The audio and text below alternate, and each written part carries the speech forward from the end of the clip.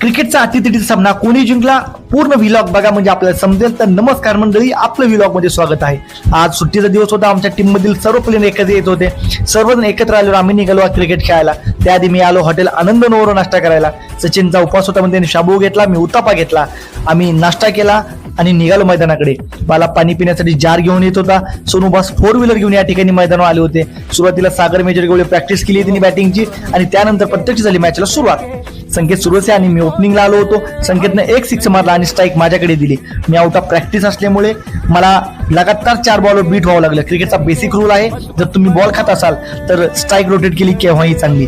मी शहाणपणाने single घेत संकेतला strike देऊ लागलो. संकेत प्रत्येक बॉलवर हिट करत चौकार आणि षटकार मारत होता. नंतर मलाही आक्रमक खेळण्याशिवाय पर्याय नव्हता. मीही लेग साईडच्या दिशेने लगातार एका पाठोपाठ एक बॉलवर 2 चौकार मारले.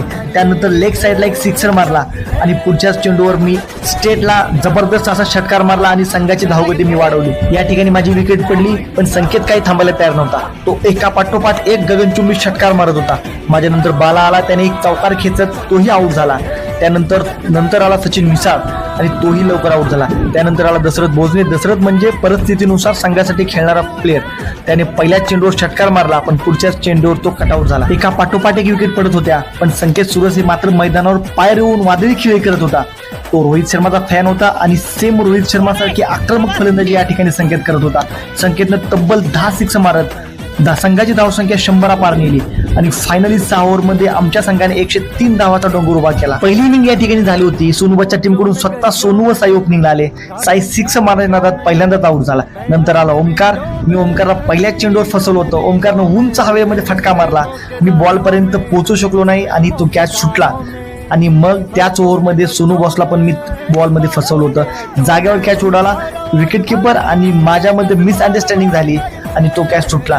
आणि हा सुटलेला कॅच, मिळालेलं जीवदान हे किती महागात पडणार होतं हे आम्हाला पुढेच कळणार होतं. माझ्या ओव्हरच्या शेवटच्या बॉलवर सोनूने लेग साईडला जबरदस्त षटकार मारला आणि माझी ओव्हर संपली. त्यानंतर पुढच्या ओव्हरमध्ये ओमकार आऊट झाला आणि नंतर मैदानात आला फॅन ऑफ हार्दिक पांड्या म्हणजेच बप्प्या सिंगल रन घेत सोनूला स्ट्राईक देत होता आणि हा सोनू भर उन्हात षटकारांचा पाऊस पडत होता. पुढच्याच ओव्हरमध्ये बप्प्या झाला कट आउट.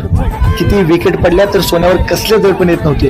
तो बिंदास्त राजस्थान रॉयल मधील वैभव सूर्यवंशी सारखा बिंदास्त बॅटिंग करत होता. आम्ही सोन्याला सुरुवातीला जे जीवदान दिले होते ते आता आम्हाला महागात पडताना दिसत होते. प्रत्येक बॉलरला सोनू हा षटकारच मारत होता आणि आमचे फिल्डर हे फक्त दर्शक म्हणून आतमध्ये मैदानात उभे होते. संकेतच्या एका ओव्हरमध्ये 4 सिक्स मारत सोनूने मॅच आपल्या सहज खिशात घातली आणि KL राहुल सारखे सेलिब्रेशन केले. मी सोन्याला हातात हात देऊन अभिनंदन केले. दुपारचे 1 वाजले होते. ऊन भयंकर पडलं होतं. सर्वांनी थंडगार पाणी पिलं आणि आम्ही घरी निघालो.